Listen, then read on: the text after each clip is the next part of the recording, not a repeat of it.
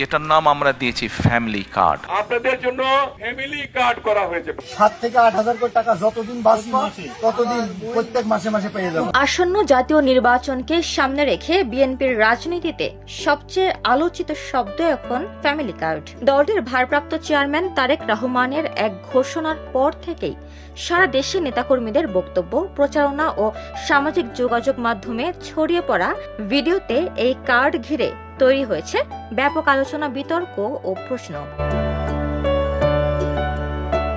গত 31 জুলাই রাজধানীর শহীদ আবু সাইদ মিলনায়তনে জুলাই শহীদদের স্মরণে মহিলা দলের আয়োজিত এক আলোচনা সভায় তারেক রহমানের প্রথমবারের মতো ফ্যামিলি কার্ড কর্মসূচির ঘোষণা দেন।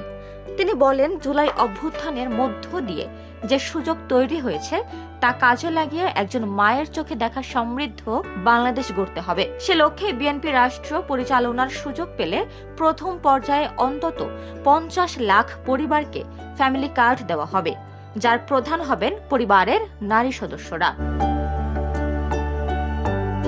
তারেক রহমানের বক্তব্যের পরপরই দলীয় নেতাকর্মীদের বক্তব্যে এই প্রতিশ্রুতি আরো বিস্তৃত আকার নেয়। কোথাও বলা হচ্ছে 50 লাখ পরিবার, কোথাও আবার 50 কোটি মানুষকে ফ্যামিলি কার্ড দেওয়ার কথা। বগুড়ার শিবগঞ্জে এক ইউনিয়ন বিএনপি নেতা বাড়ি বাড়ি গিয়ে ফ্যামিলি কার্ড দেখিয়ে ভোট চান। কুমিল্লার দেবিদ্বারে এক যুবদল নেতা বক্তব্যের ভিডিও ভাইরাল হয়, যেখানে তিনি বলেন তারেক জিয়া 50 কোটি ফ্যামিলি কার্ড বিতরণ করবেন। ফ্যামিলি কার্ডে কি পরিমাণ সাহায্য করা হবে তা নিয়েও নেতাকর্মীদের মধ্যে চলছে জগাখিচুড়ি। কেউ বলছেন 2 থেকে 3 হাজার, কেউ বা বলছেন 8 থেকে 10 হাজার। বিভিন্ন এলাকায় বিভিন্ন পরিমাণ টাকার প্রতিশ্রুতি দিচ্ছেন তারা।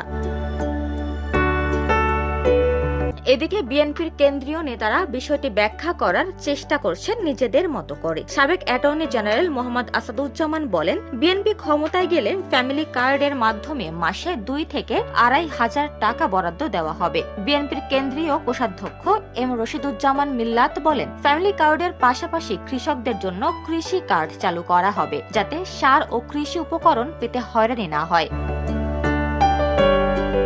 ঢাকা জেলা বিএনপির সাংগঠনিক সম্পাদক ব্যারিস্টার ইরফান ইবনে আমান অমি বলেন, দেশের প্রতিটি পরিবারের হাতে ফ্যামিলি কার্ড তুলে দেওয়া হবে, যা 31 দফা কর্মসূচির প্রথম বাস্তবায়ন হবে। চাঁদপুর জেলা বিএনপির সভাপতি শেখ ফরিদ আহমেদ মানিক জানান, এই কার্ডের মাধ্যমে নিত্য প্রয়োজনীয় পণ্য কম দামে পাওয়া যাবে এবং বিশেষ করে নারীদের হাতে এই কার্ড দেওয়া হবে।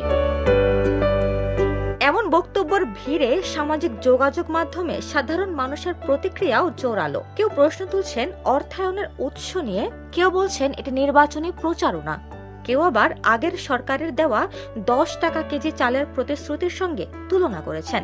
সমালোচকদের মতে দেশের সম্পদ লুটের নতুন পথ হিসেবেই এসব প্রতিশ্রুতি দেওয়া হচ্ছে।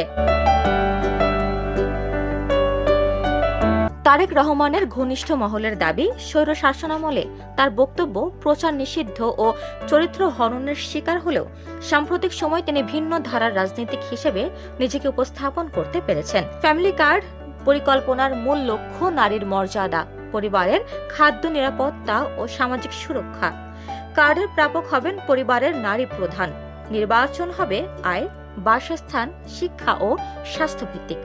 স্থানীয় সভা ও ডিজিটাল আবেদনের মাধ্যমে প্রক্রিয়াটি স্বচ্ছ করার কথাও বলা হয়েছে। বাংলাদেশে 2 কোটি মানুষ হতদরিদ্র।